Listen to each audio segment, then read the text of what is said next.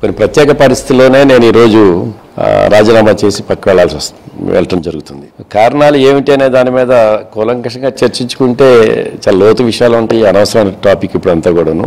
ప్రస్తుతానికైతే ముందు పార్టీకి రిజైన్ చేయాలనుకున్నాను. పార్టీతో పాటు ఆ పార్టీ ద్వారా సంక్రమించినటువంటి రాజ్యసభ కూడా రిజైన్ చేయాలని చెప్పి అనుకున్నాం. కాబట్టి ఆ దిశగానే వాళ్ళు నిర్ణయం తీసుకోవడం జరుగుతుంది. నేను ఓడిపోయినప్పుడు కూడాను నాకు ఒక గౌరవాన్ని ఇచ్చారనే దాంట్లో ఎలాంటి సందేహం లేదు.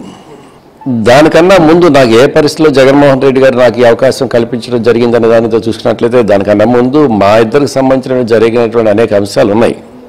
పార్టీకి వైసీపీకి దూరంగా ఉండాలని చెప్పి అనుకుంటున్నాను. కాబట్టి ఆ ఉండే క్రమంలోనే నేను ముందు చెప్పినట్లుగానే ఆ పార్టీ ద్వారా నాకు సంక్రమించినటువంటి రాజ్యసభ కూడా రాజీనామా చేసి పక్కకు వెళ్ళాలనుకోవడం జరుగుతుంది. ఇప్పుడు నేను ఏ పరిస్థితుల్లో నేను రాజీనామా చేయాల్సి వస్తుంది వైసీపీకి అనేటువంటి దానికి సంబంధించి మాట్లాడే పెద్దలందరూ కూడాను ఒక్కసారి గత సంవత్సర కాలం నుంచి కూడా నా నియోజకవర్గంలో నేను ఎదుర్కొంటున్నటువంటి పరిస్థితులు, నాకు ఎదురైనటువంటి సంఘటనలు ఏమిటి అనేటువంటి దాని మీద ఒక్కసారి కింద స్థాయిలో మా నియోజకవర్గానికి వచ్చి ఒకసారి ఎంక్వైరీ చేస్తే నేను తీసుకున్న నిర్ణయం సరైంది కాదా, అవునా కాదా అనేటువంటిది వాళ్ళే చెప్పగలుగుతారు.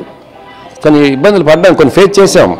ఇక నేను ముందు చెప్పినట్టుగానే వాటన్నిటి గురించి డీటెయిల్గా మీడియా ముందు మాట్లాడేటువంటి అంతటి చిల్లర మనస్తత్వం ఉన్న వ్యక్తిని అయితే నేను కాదు.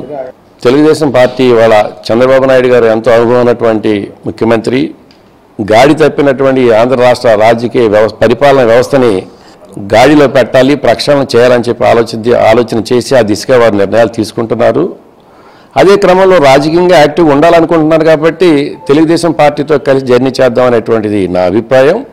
ఆ దిశగానే ఇవాళ ఈ కార్యక్రమం పూర్తయిన తర్వాత నియోజకవర్గానికి వెళ్ళి నాకు సంబంధించిన పార్టీ నాయకులు, కార్యకర్తలు, సన్నిహితులందరితో కూడాను సంప్రదించి నిర్ణయం తీసుకోవడం జరుగుతుంది. ఈ నిర్ణయం తీసుకున్న తర్వాత మరొక మారు చంద్రబాబు నాయుడు గారితో కానివ్వండి, ఆ పార్టీకి సంబంధించిన పెద్దలతో కూడా సంప్రదించి నిర్ణయం తీసుకోవడం జరుగుతుంది.